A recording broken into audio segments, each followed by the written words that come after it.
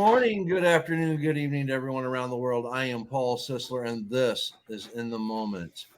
Have we got a treat for you today? We are going to cover the Presidential Records Act of 1978.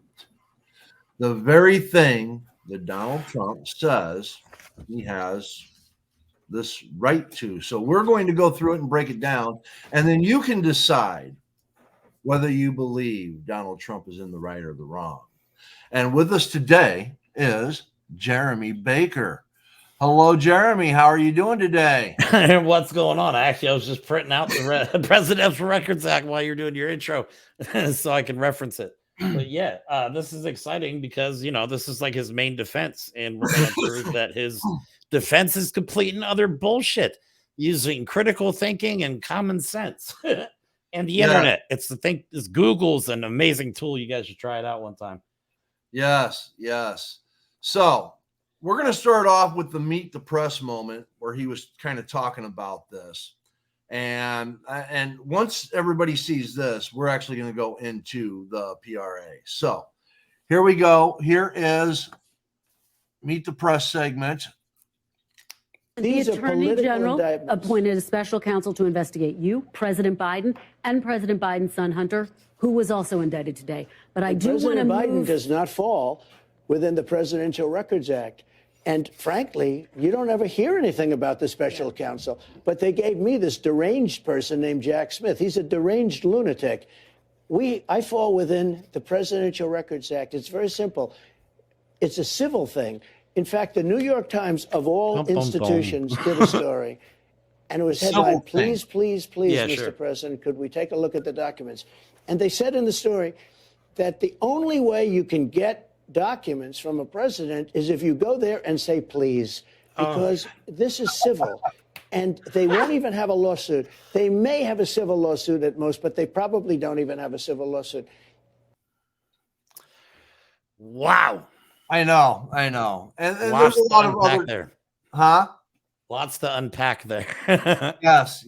And we're going to break that all down. So, let's get into it and all that. The first thing I'm going to bring up is from the National Archives, Presidential Records Act, PRA of 1978. It governs the official records of presidents and vice presidents, and vice presidents. I'll say it one more time. Presidents and vice presidents. It's right there in the first line, second line. That were created or received after January 20th, 1981. And basically what it does is it changes the legal ownership of the official records of the president from private to public. So make note here, it says 44 USC, and that little funny symbol, that means section 2201 through 2209. So what we are going to do is go to Title 44, Chapter 22 of the Presidential Records, sections 2201 through 2209. And this is what we are going to break down and read for you. And we're going to start with definitions because definitions is really, really important, especially with the things that the president says. Number 45, president, the former guy, says, as used in this chapter, the term documentary material means all books, correspondence, memorandum, documents, papers, pamphlets, works of art, models, pictures, photographs, plats, mats, films, and motion pictures, including but not limited to audio and visual records or other electronic or mechanical recordations, whether in analog, digital, or any other form. That is pretty much the cover is about, everything. Yes. Everything. Yes. Now that's what documentary material means. Now, the term presidential records means documentary materials or any reasonably segregable portion thereof created or received by the president's immediate staff, or a unit or individual of the executive office of the president whose function is to advise or assist the president in the course of conducting activities which relate to or have an effect upon the carrying out of the constitutional, statutory, or other official or ceremonial duties of the president. Wow. Yeah. And I think what the problem is I honestly think that this guy has gone his whole life trying to own things and keep things and just I don't think he understands the concept that when he was president, he was a government employee and that everything he did throughout that was government owned stuff. He doesn't understand it. And let's just mention that even if like the archivist, you have to get in writing permission in writing from the archivist to take anything home considered personal. And we're going to you're getting to that. I'm sorry, I'm getting ahead of myself. That's okay. So such term A includes any documentary materials relating to the political activities of the president or members of the president's staff, but only if such activities relate to, now remember, this is very important, but only if such activities relate to or have a direct effect upon the carrying out of the constitutional, statutory, or other official or ceremonial duties of the president, but does not include any documentary materials that are official records of an agency as defined in section 552E of Title V United States Code, personal records, stocks of publications and stationery, extra copies of documents produced only for convenience of reference when such copies are clearly so identified. Then it goes exactly right. Then it goes to 3. The term personal records mean all documentary materials or any reasonably segregable portion thereof of a purely private or non-public character which do not relate to or have an effect, or have an effect upon the carrying out of the constitutional, statutory, or other official or ceremonial duties of the president. Such term includes, these are the things that do not fall under the Presidential Records Act: diaries, journals, or other personal notes serving as the function equivalent of a journal diary which are not prepared or utilized for or circulated or communicated in the course of transacting government business. So if it has anything to do with the government, it's not personal. Okay. It's odd. I see that, classified documents aren't listed under things that are acceptable as personal items. Correct. Materials relating to private political associations and having no relation to or direct effect upon the carrying out of constitutional, statutory, or other official or ceremonial duties of the president. Materials relating exclusively to the president's own election to the office of the presidency, and materials directly relating to the election of a particular individual or individuals to federal, state, or local office, which have no relation to or direct effect upon the carrying out of constitutional, statutory, or other official or ceremonial duties of the president. Okay. So if it has to do with our government and official acts, it falls under presidential records, period. So, yeah. I'd like to point out one of the highlights, or the one I have is obviously a lot less detailed than yours because your brain is a lot bigger than mine. Well, I'm directly in the United States Code, so this is the code. This is what they all have to go by. And you might find a summary out there. And again, people, when they summarize, they leave out key points. Well, no, this is directly from the Presidential Records Act. I got it off the proper website. Right. So the one I like to point out, there's two I really like to point out. One is that it requires the president and his staff take all practical steps to file personal records. Yes. Separately from presidential records. Correct. Meaning, like it says in the term archivist. Yeah, the archivist has to approve anything you want to take home in writing. Well, and we're going to get to that. Am I getting my head? See, you're getting me all hyped up. All I right, know. I know. I'm just going to shut up until you get through this, and then we'll go ahead and get into it. All right. That's all right. No, it's good to jump in. It's good to jump in.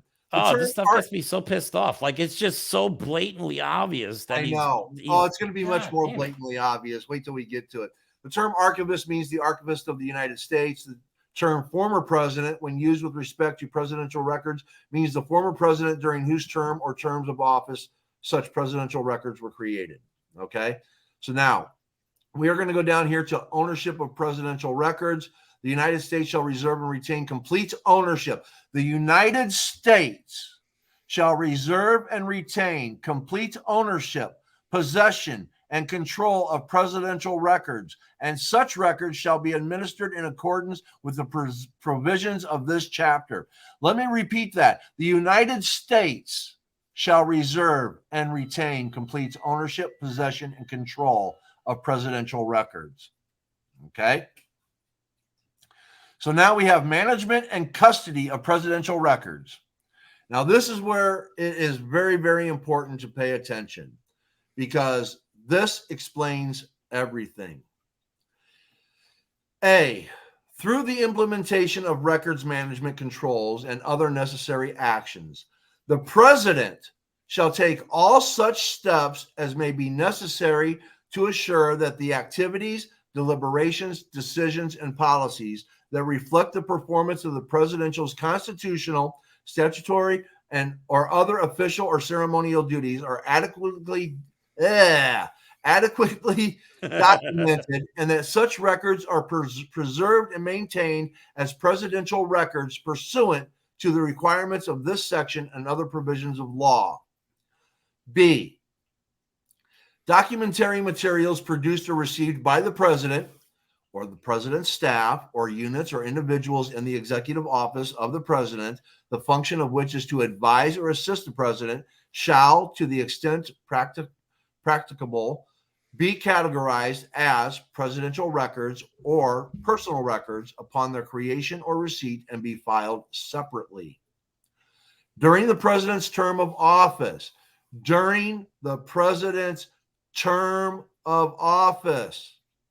the president may dispose of those presidential records of such president that no longer have administrative, historical, informational, or evidence value if number one, the president obtains the views in writing of the archivist concerning the proposed disposal of such presidential records, and the archivist states that the archivist does not intend to take any action under subsection E of this section. So any destruction has to go through the archivist. In the event the archivist notifies the president under subsection C that the archivist does not intend to take action under subsection E, the president may dispose of such presidential records if copies of the disposal schedule are submitted. If copies of the disposal schedule are submitted to the appropriate congressional committees, submitted to the appropriate congressional committees at least 60 calendar days of continuous session of Congress in advance of the proposed disposal date. You know, that's funny. I don't see ripping up papers and flushing them down the toilet on there. Okay. No, I don't either. I just had to point that out. And this continues on if Congress isn't in section and all that. It still comes down to the archivist shall request the advice of the Committee on Rules and Administration and the Committee on Governmental Affairs of the Senate and the Committee on House Oversight and the Committee on Government Operations of the House of Representatives with respect to any proposed disposal of presidential records whenever the archivist considers that these particular records may be of special interest to the Congress, or consultation with the Congress regarding the disposal of these particular records is in the public interest. Man. Okay. It's amazing what you can do with the internet these days. I know. F. During a president's term of our office, the archivist may maintain and preserve presidential records on behalf of the president, including records in digital or electronic form. The president shall remain exclusively responsible. The president, during his term, shall remain exclusively responsible for custody, control, and access to such presidential records. The archivist may not disclose any such records, except under direction of the president, until the conclusion of a president's term of office. If a president serves consecutive terms, upon the conclusion of the last term or such other period provided for under Section 2204 of this title. Now, upon the conclusion of a president's term of office, or if a president serves consecutive terms, upon the conclusion of the last term, the archivist of the United States shall assume responsibility for the custody, control, and preservation. Let me repeat that. The archivist, not the president, the archivist of the United States shall assume responsibility for the custody, control, and preservation of, and access to the presidential records of that president. The archivist shall have an affirmative duty to make such records available to the public as rapidly and completely as possible, consistent with the provisions of this chapter. And this goes on to what the archivist will do with the records. Okay? So, all of the questions about the classified records, the president at the end of his term had no right to take any records. Nope. That's actually the second topic point I was going to bring up. Yeah, they establish the records automatically transfer into the legal custody of the archivist as soon as he leaves office. So the minute he left that door, he no longer owned any of that material. Not a personal gift.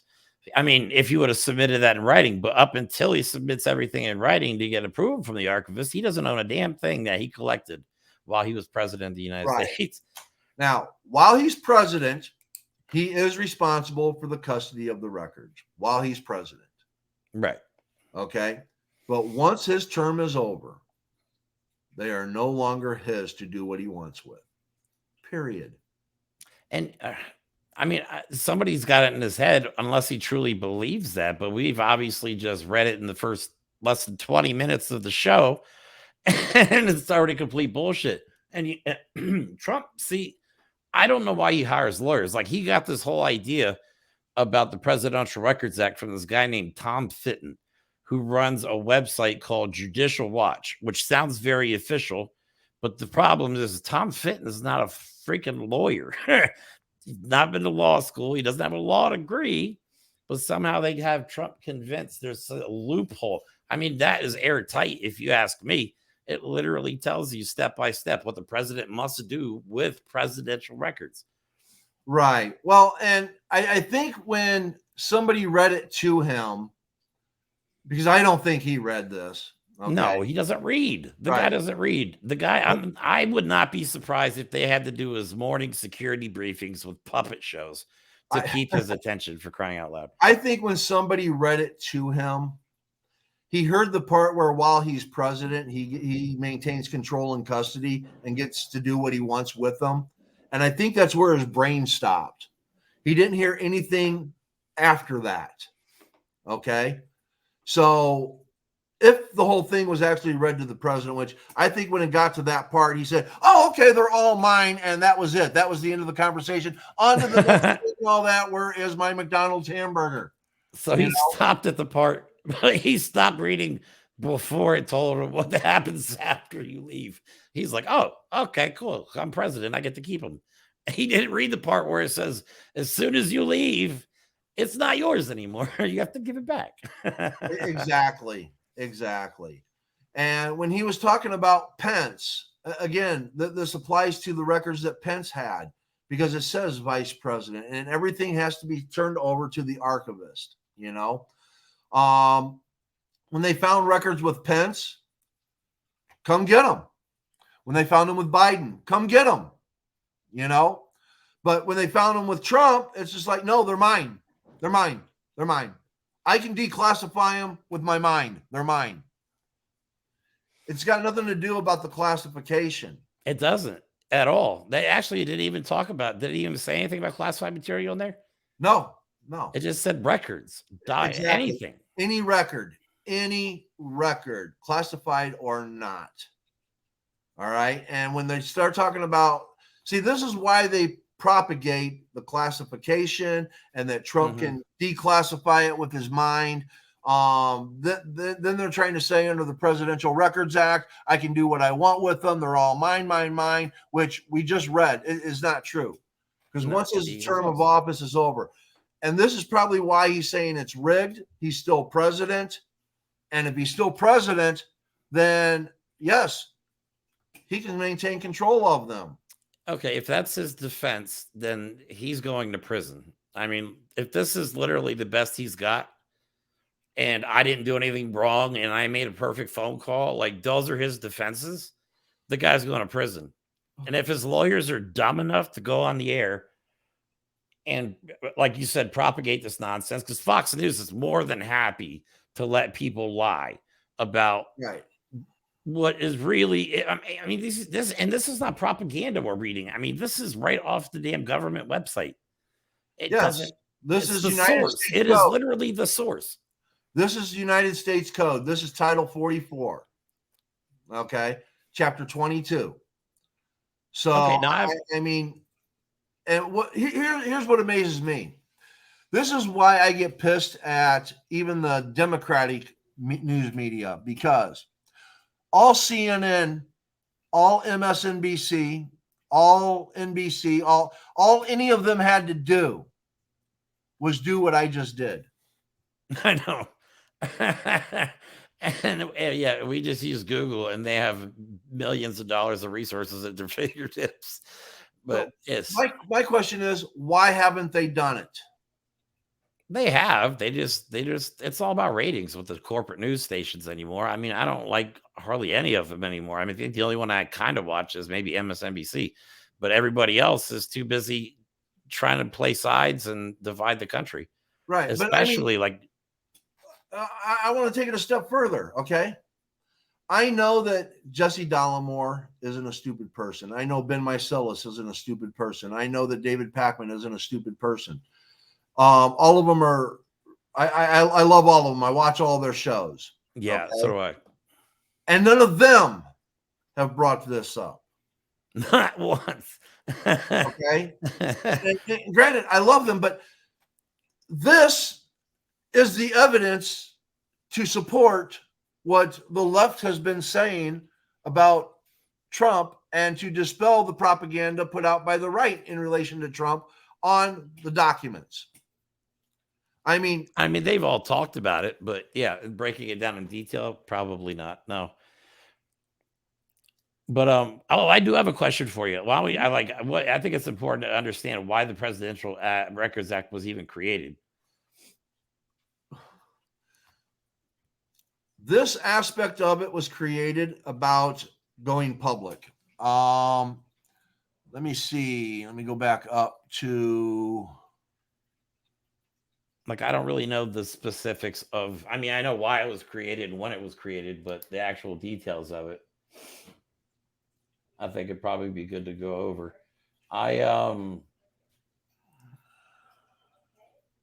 You already went over all my talking points, man. You're killing me here.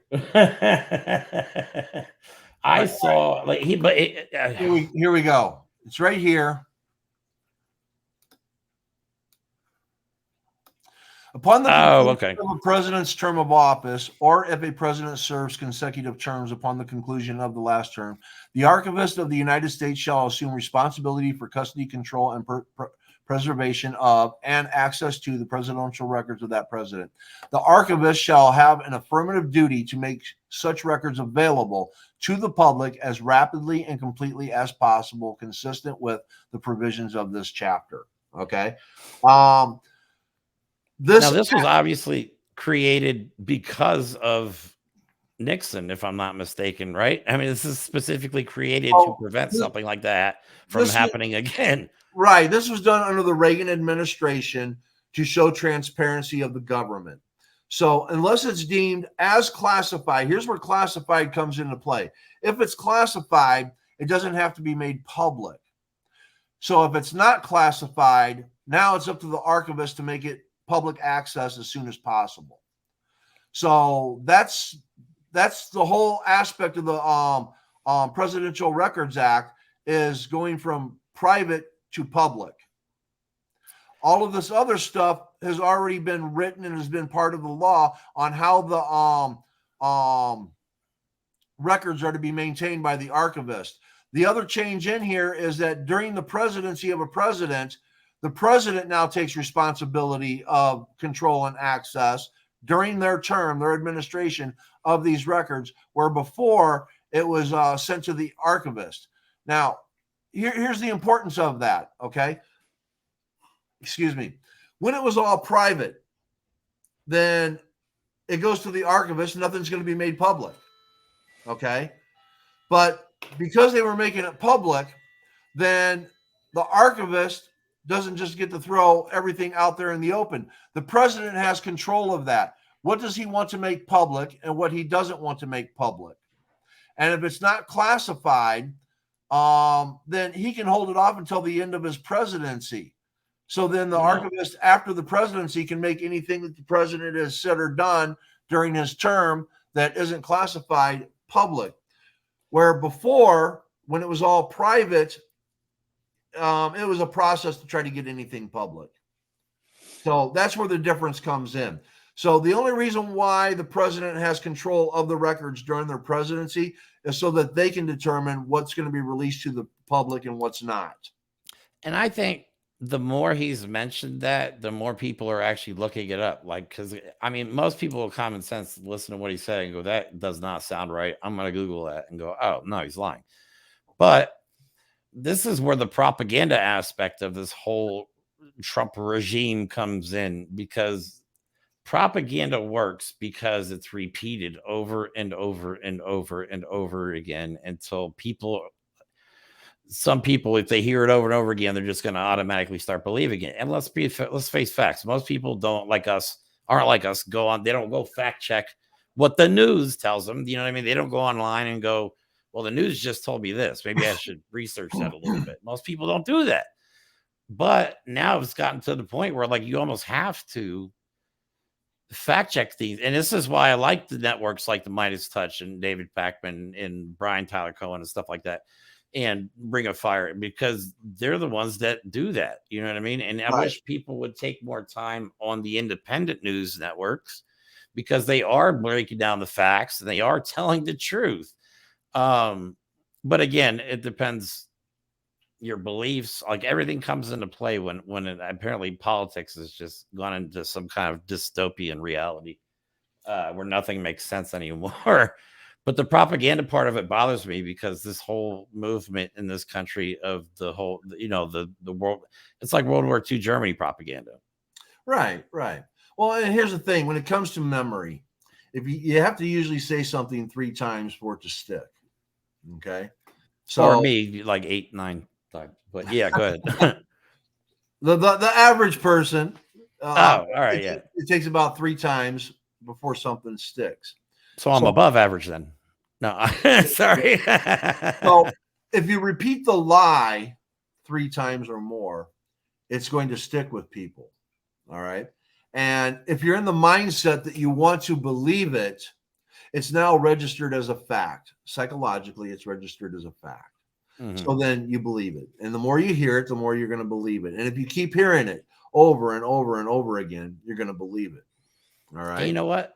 I think maybe I kind of used to be like that, but since I got involved in politics and following all these things, it's really opened my eyes. But I think maybe there was a possibility that I may have been like that, because I used to hate social media. I didn't watch the news. So, I understand that how the brain would do that to you, but.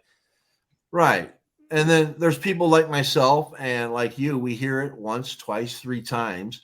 We don't register it as a truth or a lie. We just simply register it as something that's being said, and now we research it because because we want to know what the truth is, and sometimes we have to reread it to comprehend it. Now, the when you said that we were going to do the Presidential Records Act, I'm like, yes, I have read this multiple times. I know what the truth is. So, and there's more to this and all that. We only covered through 2204. So let me bring this back up real quick. We covered definitions, ownership of presidential records, management and custody of presidential records, and restriction on access to presidential records. I'd like to point out 2208 vice presidential records. Right. So are also covered. If you want to know more about what goes on and know more about the Presidential Records Act, go to exceptions to restriction on access, regulations, vice presidential records. And again, this is going to explain, where Actually, Can you go to vice presidential records? Yeah, let's do that. Let's do that. Because that is another thing that Trump says. Oh, Biden, he was vice president. He had no right to have those documents. So I think that's important to also point out, because that's another talking point. And if you guys go online and you do any go look up rallies. Okay. Rallies is where you really see how the propaganda trickles its way down into the population. But go ahead. Okay, no problem. Okay, so I probably should have been doing this from the beginning. Yeah, that's fine. Vice presidential records shall be subject to the provisions of this chapter in the same manner as presidential records. I'll repeat that line. Vice presidential records shall be subject to the provisions of this chapter in the same manner as presidential records. The duties and responsibilities of the vice president with respect to vice presidential records shall be the same as the duties and responsibilities of the president under this chapter, except section 2208 with respect to presidential records.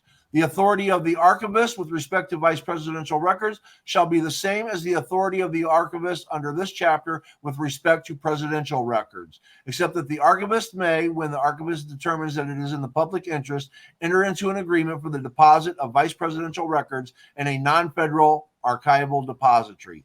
Nothing in this chapter shall be construed to authorize the establishment of separate archival depositories for such vice presidential records.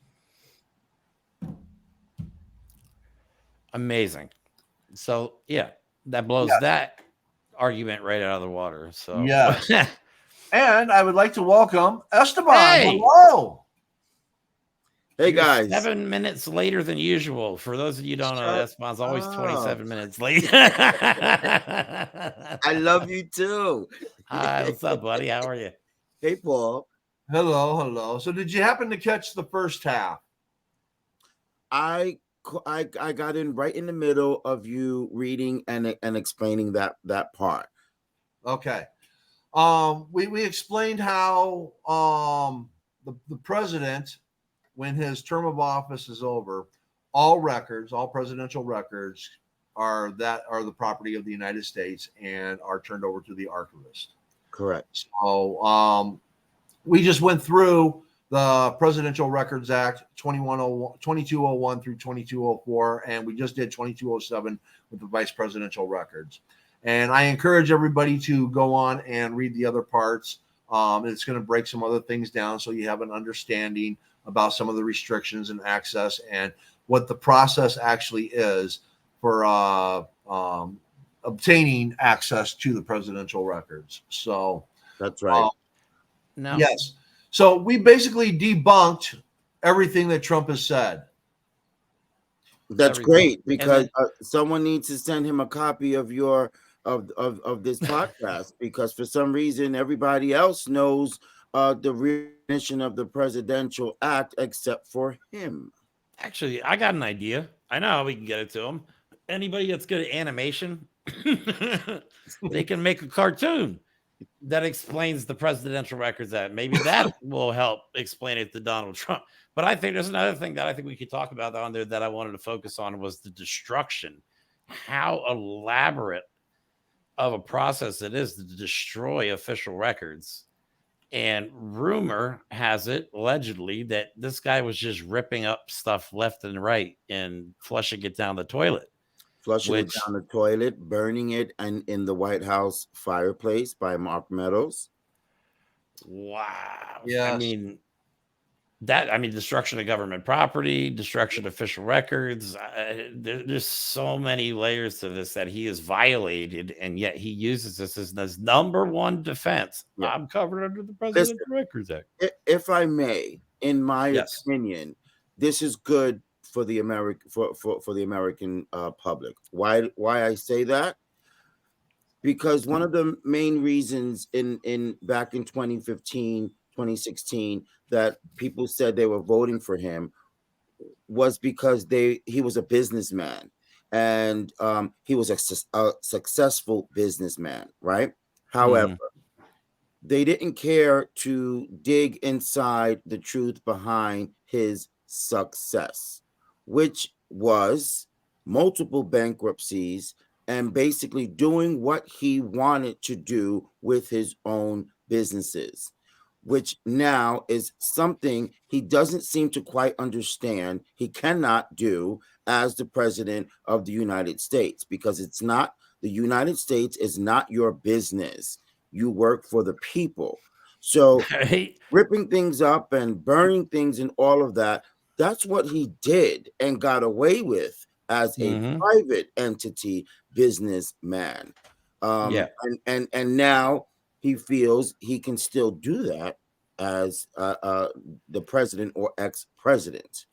It's funny you say that, because I was actually starting to say at the beginning of the show that I don't think he understands the concept that he was a government employee for those 4 years. He did not work for Donald Trump. I think the word understand is not the right word. He understands. He doesn't accept it. Right. That could be it too. There you go. He wants to be king. He doesn't want to be president. He wants to be King Trump. Yes. And he doesn't want to make America great again, because again, America is already great. We are the greatest country in the world. We're not perfect. Nobody is. We will never be perfect, but we're the greatest country in the world. He doesn't want to make America great again. He wants to reform America under a dictatorship with him as king, where he can get away with everything he wants to get away with. Literally he wants to have, I mean, he literally, I did a video about this on my Instagram, I think, and on TikTok. He literally went as far as to get a cost estimate, or at least told people to get a cost estimate on how much it would cost to build a trench along the entire border, fill it with snakes and alligators, and then put a wall with spikes on the top, and I quote, that would pierce human flesh. This is who you guys want to put in charge of nuclear fucking weapons? Are you guys out of your minds? The man is deranged. He's unstable. And I honestly think he is way more whacked out than everybody's thinking he is. I think his staff is quietly trying to keep him out of the spotlight and just give him a couple months. But you see these last few interviews, the guy's lost his mind. He's out of it. I mean, he thought he was talking about he won an election against Obama, and Biden was going to lead us into World War II. But have you seen his newest interview with Megyn Kelly? Yes, it was. She tried the best that she could to get the truth out of him, and you can tell what she was saying. She believed herself. It's funny you mentioned that. We played the video, part of the Megyn Kelly part in the beginning of the show. So wow, the buzz always on the same wave. Yeah, he still danced around it. He still believes he kept saying that that Jack Smith, they're not looking into the Presidential Act. When I heard that, I said, wait, what? These people must have read that Presidential Act like 100 times. What are you talking about? They are aware of who they are dealing with. How are you saying they didn't read the Presidential Act? That's ridiculous. I watched the interview. I mean, this guy crumbles with the simplest questions. I watched the interview where they asked him literally, she goes, and these interviewers need to stop calling him Mr. President. Okay, he's not Mr. President. He's ex-President Trump. Stop it. And they asked him, Mr. President, did you tell people to move boxes? And he goes, I'm not going to answer that question. But I would totally be allowed to do it under the Presidential Records Act. Right. I'm like, his lawyers are home like Bam! So he just Oh answered my the question. God. Totally just answered the question after he said, I'm not going to tell you that. In regards to what you just said about being called Mr. President, I'm not mad at that because they're all called Mr. President. Jimmy Carter is still called Mr. President. Where I agree with you on that is that he is the only Mr. President that's been indicted 4 times and has 91 counts against him. So I feel he doesn't deserve that title anymore. I don't call him that. He's Donald Trump. Well, I can't tell you what I call him. I'm going to give you a little pushback. I'm going to give you a little pushback. And as much as I detest Trump, he's still, because he was president, he's still Mr. President. And I don't like him. And I agree he's undeserving of the title, but he was president of the United States. It is true. How about this? That is. He disgraced the office. He disgraced the duties. He disgraced the country as president. He's still Mr. President because he held that title. Just think of this. For the rest of America, as long as America lasts, there's going to be a portrait of Donald Trump hanging in the White House. And there should be, because, again, he was president. And yeah, but when you go through the list of all the presidents, all of them have that photo up there. Whether they were good, bad, ugly, doesn't matter. It's true. They were in that position.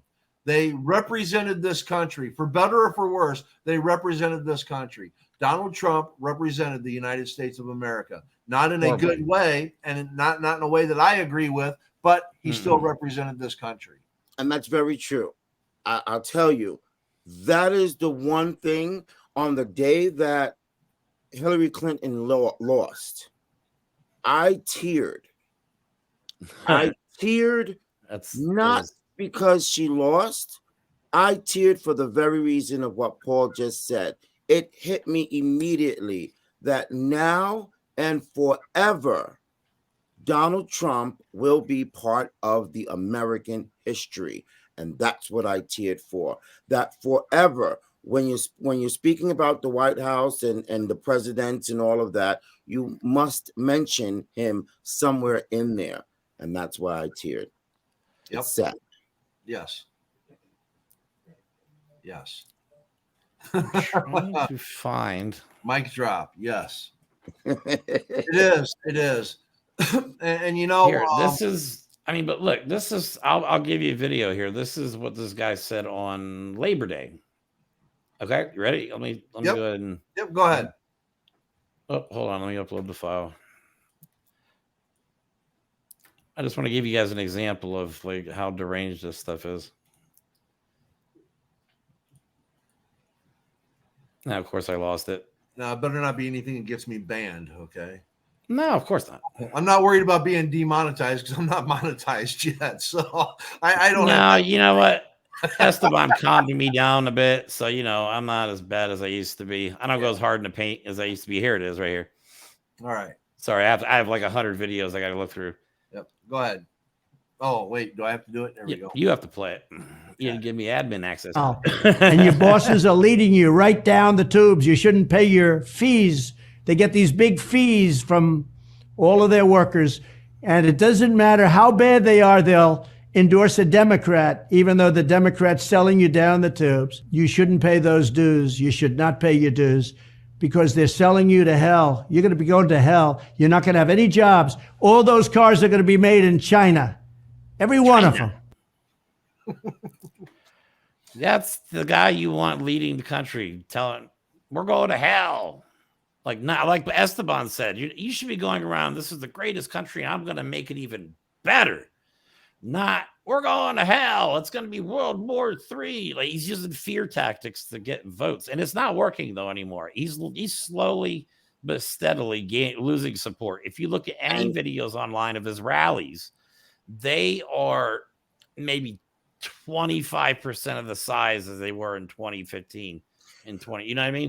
What's happening is that he his supporters is truly being downsized to the actual MAGA supporters. So yeah, the second fans. Right. So any sort of Republicans that did not consider themselves MAGA supporters, but they were they were on Trump's side because he's a conservative. Those Republicans are slowly drifting away because it's too much. It's too much. Say what you want to say about Trump.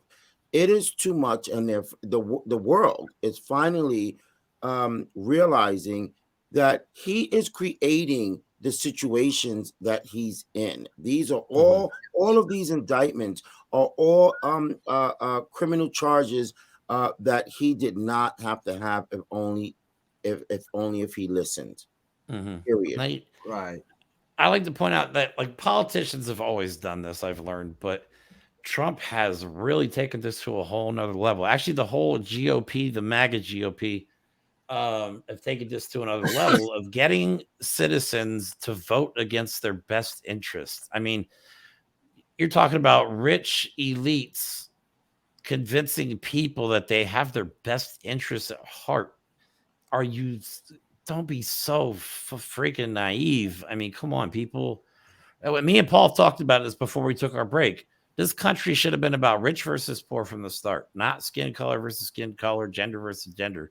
Rich people have literally destroyed and ripped this country apart and used the rest of us to make their money. Right. Let me break this down because I'm going to push back on something Esteban said, that the United States is the greatest country. Okay. And, and here's why I'm going to push back. Now, I love my country. I think for me, I wouldn't want to be in any other country because I think the United States has the greatest potential of any country. Okay. And that's what I mean. Okay. Because right now there's other countries that are better than us.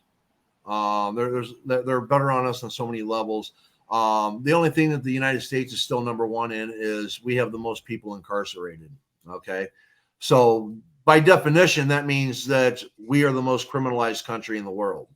But I know that's not true because we have a lot of issues. It's something that Jeremy just brought up. We have lots of systemic discrimination issues, whether it's racism, whether it's misogyny, bigotry, xenophobia, ageism, classism. We have all of these aspects that we as a country have to work out. But here's what I want you to think about, because when they talk about like the Russian interference, all right, when you have a country that has already got these divides in it because it allows certain things like racism or bigotry to exist, okay, that allows a country like Russia to put a wedge in there and create and make that divide greater. Right. Okay. So our country has allowed this infiltration. We have allowed it because of what we allow in this country. All right. So when you start looking at our elections and the division that other countries are working on sowing, okay, I want you to really think about this. In 2020, in that election, there were 155.5 million votes cast. Okay. Biden had 81.3 million votes. Donald Trump had 74.2 million. Both of them received approximately 39 million votes from their party. Right. Okay. Right. And the rest was, Independents. Where Biden had 39 million votes from Democrats, he also had close to 40 million from independents. Donald Trump had 39 million from Republicans, 21 million from independents. So I want you to really, really think about that. I want you to think about what's going to happen in this next election. Who are the independents going to vote for? I want you to look at people like Cornel West, that's running for the Green Party. Right. I want you to look at Joe Manchin, who's going to be running for No Labels. Man, don't even get me started on them. I want you to look at the Libertarians. They're going to have a candidate out there. I don't know if Forward's going to have somebody out there. But what you're looking at is what other countries are doing.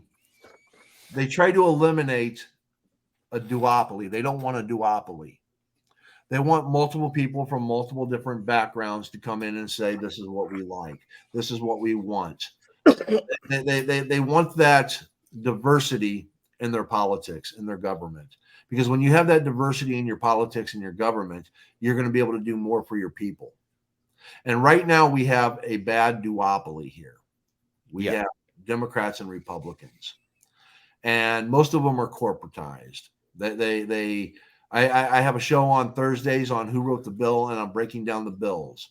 And I want people to know that there's no difference when it comes to corporate sponsorship. Okay. Our government's supposed to be for us. It's supposed to do for us, not corporations. All right.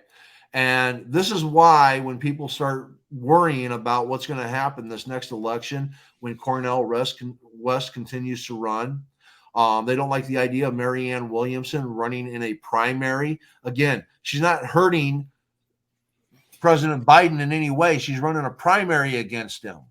Okay. It's still Democratic. That's what this country is supposed to be about. Is if you have a president that you don't like in your party that's in office and you want somebody better, you should have that right to voice your opinion that, hey, I don't want Biden anymore. I want Marianne Williamson. I want RFK. Now, I don't like RFK. He's not my choice. I think he's going to be Trump's running mate. I like Marianne Williamson. And in the primary, I will be voting for Marianne. But if it looks like Marianne can beat Biden, I might actually vote for Biden. And here's why. I don't think Marianne Williamson can beat a Republican. I agree. I don't know much about her yet, so Biden depends on the Republican, though, doesn't it? Or I don't think Marianne Williamson can beat any Republican. I love her. Trust me. I think she's the greatest person running for the position right now. But I don't think she can beat a Republican, any of them. The GOP is not going to pick a good candidate. They're so up Donald Trump's asshole that they've lost focus. I mean, they're not. They should have broken away from him months ago. It doesn't matter who the Republicans run. I'm trying to make a point here on this. Okay, Republicans come out to vote and vote for their candidate, whether they like them or not. See, that's the biggest problem. Democrats, on the other hand, when Bernie didn't get the nomination over Hillary Clinton, what did they do? They either didn't vote, they voted for a Libertarian or a Green Party, or they voted for Trump because they were pissed. There's a different reaction between the two parties. Now, something that Esteban brought up is that the Republican Party right now is fractured. Yeah. You have a lot of Republicans that are going to the independent side. I think in 2020, I think a lot of Republicans registered as an independent and voted for Biden. I think a lot of those independents, of those 39 million independents, I think a lot of those were former Republicans. Not a majority, just a lot of them. Yes. I agree. Okay? So you have to really look at a lot of different things here.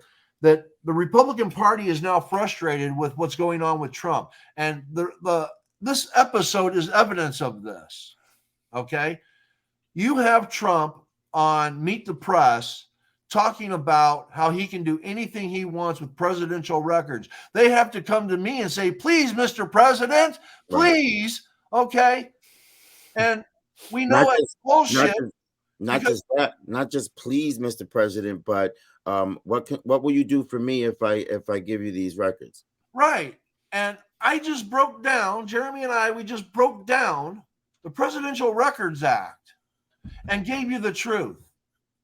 And there are still going to be Republicans, especially those that support Trump, that are going to say, I don't care. I don't believe it's real.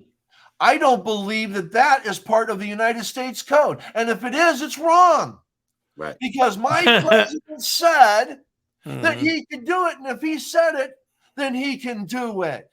Well, you know what? Donald Trump is the one who made this. Didn't he make the punishment worse for improperly having classified documents? Right. Right. But I want you to think about the mentality of these people and why there's a fracturing in the Republican Party now, because the people that are in the Republican Party that are like, oh no, man, Trump F up and we have to distance ourselves. And that's what they're doing. You got Mitt Romney retiring. Now, I like Mitt Romney. I don't care what anybody says. I do too. I like Yeah, Mitt Romney. He's all right. I loved him, John McCain, when he was here. I like Chris Christie. I don't like. I like Chris Christie now. When he was yeah. Jersey governor, he was horrible. He was a Trump, basically. He was a Trump. His attitude was he was nasty. He was a nasty man as governor of New Jersey. And I personally don't know that. I haven't reviewed that. So I can't say yes or no. I can't agree or disagree with you. I don't know that personally. What I see now of Chris Christie, I like. Not that I would vote for him. Okay. Right. Not that I would vote for him. I'm still leaning on the left. Okay. I'm an independent that leans left because I believe in humanitarian values first. That's my democratic philosophy. Thus the title of this show, Democratic Philosophy. And it's not about being a Democrat. It's about democracy. I think, honestly, and people think I'm crazy too, but I think Chris Christie is the only viable candidate that the Republican Party has. He's the only one willing to go through Trump. Everybody else is tap dancing around him. And I believe, at least now, that Chris Christie sees what's happening with the Republican Party and he's not happy with it. And maybe he can save the Republican Party if they elect him. Maybe. I don't know. I don't think maybe it's beyond saving at this point because of Trump. I wouldn't mind seeing Joe Walsh get in there. I would love to see Joe Walsh get in there. I've interviewed Joe Walsh. I've talked with Joe Walsh. I like Joe Walsh. Joe Walsh is a good guy. He's got integrity. I don't agree with all of his policies or anything like that. I even, threw a few hard balls at him when I interviewed him and all that. And we could respectfully disagree on some of these policies that I like that he doesn't, and vice versa. But I think he is probably one of the most honest people that have come from the right. No, Joe Walsh. Joe Walsh. Yeah. And I would like to see Joe Walsh get in it, because if Joe Walsh, I personally feel if Joe Walsh got in there, I think that he could actually, I think he could beat Trump. I think Joe Walsh could beat Trump. Now, can I give you my viewpoint on the whole situation? And I guess this is my philosophical viewpoint of the whole situation. I think that, our democracy has been pretty strong for a while now. So I think that this is a test of our democracy. Oh, yeah. And for sure. It's pass or fail. It is literally, this is a pass or fail scenario. Okay. If we wake people up, and I think this whole scenario has gotten people interested in democracy, what the Constitution really says. You know what I mean? People are really starting to get woke, as I always say. You know what I mean? They're really starting to look things up. So I think if we get people to wake up and vote correctly, that our democracy could come out of this stronger than ever. And that's my hope. But unfortunately, we're going to have to dredge through a lot of shit to get there. And It's going to be a fight. It's not going to be an easy. It's not going to be an easy ball. You know what I mean? We're going to have to really hold together on this one if we want to. I believe if we can get past this next election, 2024, we definitely have a chance of saving democracy. I also believe every year that goes by that we get more and more Gen Zs involved, in the long run is going to be detrimental to the Republican Party. I believe these young people that we are teaching and training, so to speak, about democracy, they're not going to just vote until democracy wins and then jump off the train. They're going to keep going, whether it's 5 years from now, 10 years from now. I feel in the long run, if we can get past next year's election and we have a Democratic president, or actually all three of the executive branches after 2024, I think the Republicans will start to realize how much of a mistake that they've made of trying to become an authoritative state or a dictatorship. It's going to work 100% against them, because it's going to bring so many more Democrats and independents into the fold. And once that happens, it will give us the majorities in all three of the houses, which in turn will allow them to create more rules and laws that will help Democrats, so to speak, like voting rights, and possibly expanding the Supreme Court. You know, I'll throw something else in there that I think will help Yes, and then I want to democracy. hear what Professor Paul has to say. Yes, I just want to real quick. I think a lot of people aren't taking into account the massive amount of Gen Z that are going to be eligible to vote between now and the election. Yeah. And that's a massive chunk. I mean, we're talking probably what, over 10 million people that are going to be eligible to vote between now and the next election. So that is another factor. And you got to look at Taylor Smith and all. I just saw it on our Taylor Swift. Oh yeah, that's amazing. Yeah, Taylor Swift on Pac-Man the other night and all that, on how she's getting people registered. I'm gonna push back a little bit on both of you and all that. Jeremy, you said vote correctly. There is no voting correctly. Well, when I say vote correctly, like vote for the party that at least has the people's interests at heart and are following through on their actions. That's what I mean. Vote correctly. You have to look at what somebody might feel is correct is more of an authoritarian type government. You know, they might think that what the Republicans are pushing is correct. Right. So my thought process on it is vote for who you believe is going to serve the country the best. And if you think authoritarianism is what's best, then obviously you're going to be voting on the right. I think he said. And if you think that people having more freedoms and more rights and being treated equally is for the best, you're going to be voting on the left. So that's what that comes down to. The thing I'm going to push back on, Esteban, is expanding the Supreme Court. And as much as I would love to expand the Supreme Court, it's not in the best interest of our government to do so. And here's why. If we expand it from 9 to, say, 13, give it a Democratic poll, when the Republicans hold all three positions, what's to stop them from expanding it to 17? Then we get control and we expand it to 21. And then they expand it to 25. And then we expand it to 29. You can't do that. It's got to stay at the 9. And we have to hold those that are on the Supreme Court accountable. And I think that's what we need to do. We have people on the Supreme Court right now that are enjoying the spoils of rich corporate owners, and they're signing off on law that supports these people that are giving them things and taking them on yacht rides and stuff like that.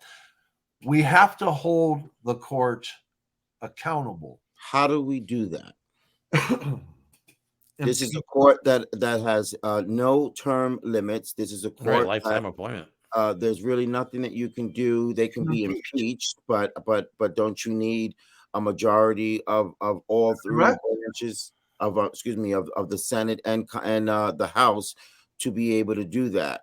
So how do you hold them accountable?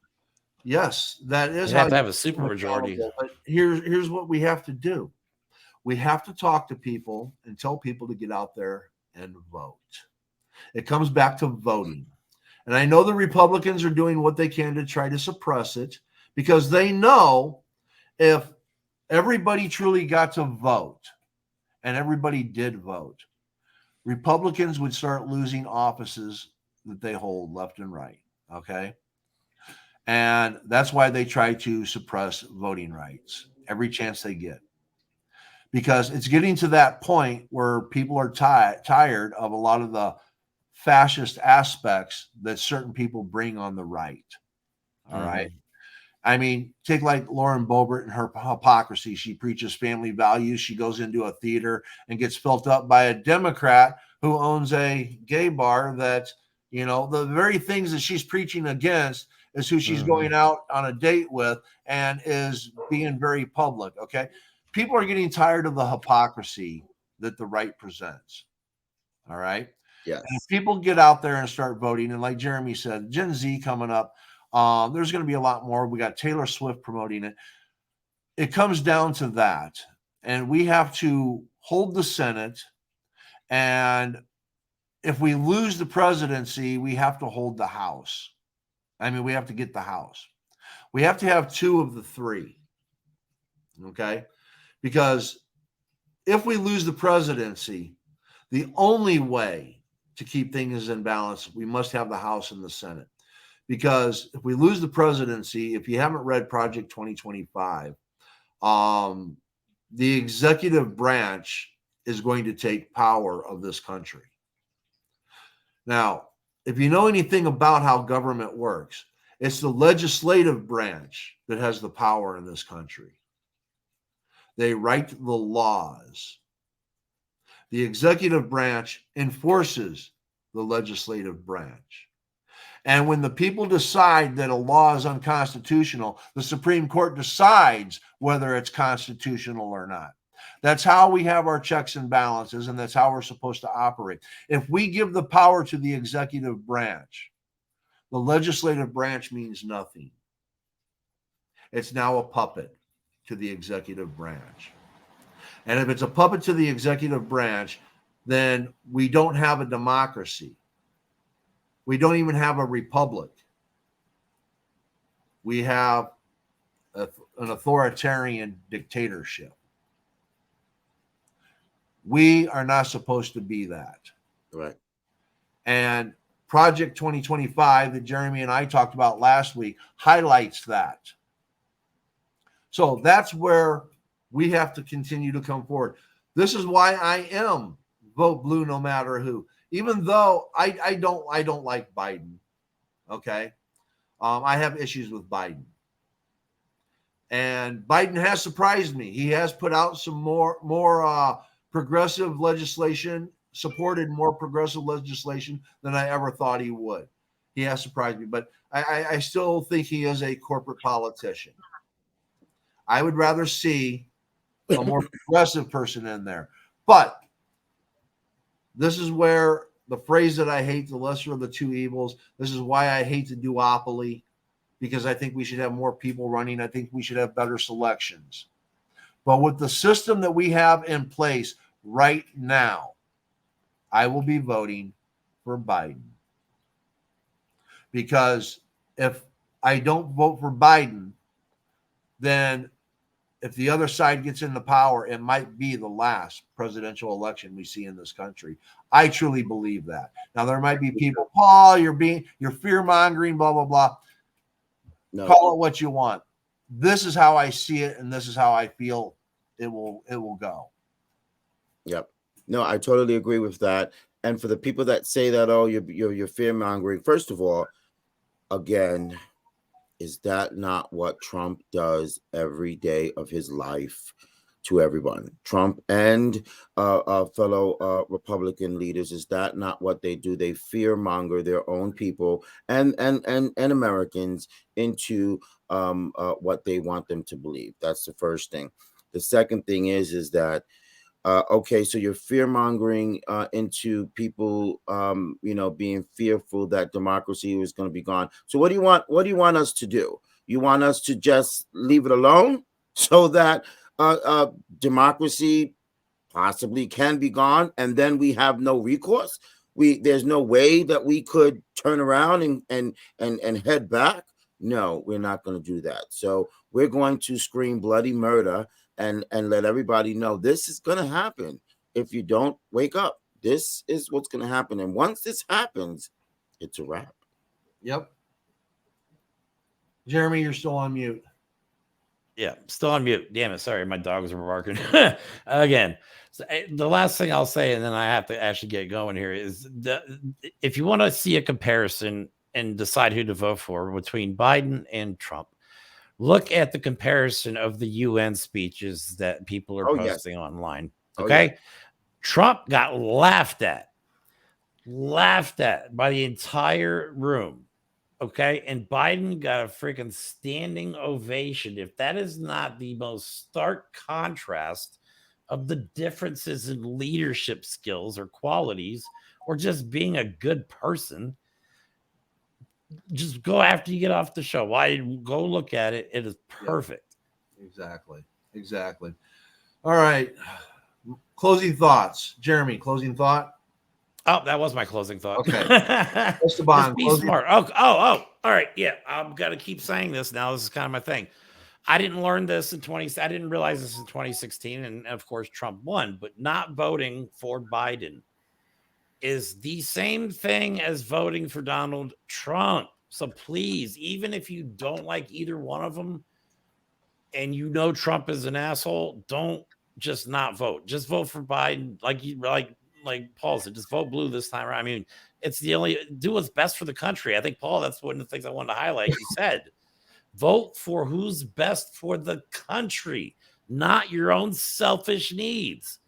Nobody gives a shit about your personal needs. You take care of those yourself. You vote for who's best for the approximately 330 whatever million people that are in this country.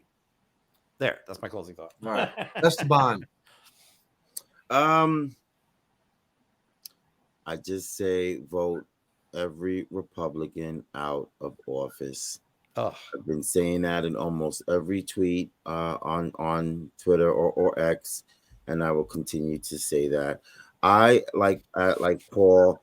I have always considered myself an independent because I don't feel like I need to.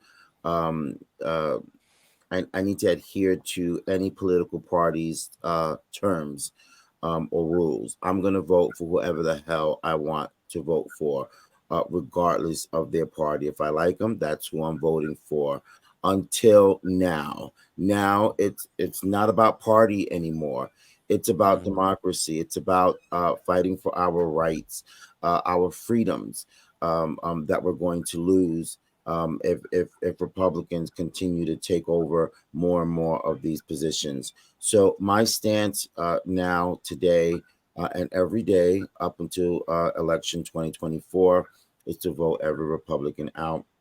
I want to remind your viewers that Virginia voting is up this year, in November, and all of their seats are up for grabs. Okay, let's not forget what has conspired these last couple of months with a Democrat, which I like to say a fake Democrat, to get into office and then switched over to Republican so they can have a supermajority and veto everything from their great governor.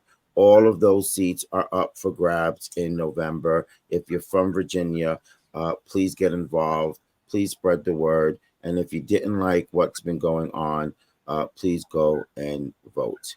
And that's it. All right. Thank you. Just a reminder, fear-mongering is you promoting a fear that you yourself do not believe is true. It's putting out information to make people scared of something that could not happen. Right. It's just, you make them think it can happen. I've read Project 2025 and it scares the hell out of me. And if Republicans support that, people like me, people like Jeremy, people like Esteban can all be imprisoned. Yeah, we'll be targets. Read Project 2025. With that said, I love you guys. I love everyone out there. And remember, be kind. Be happy.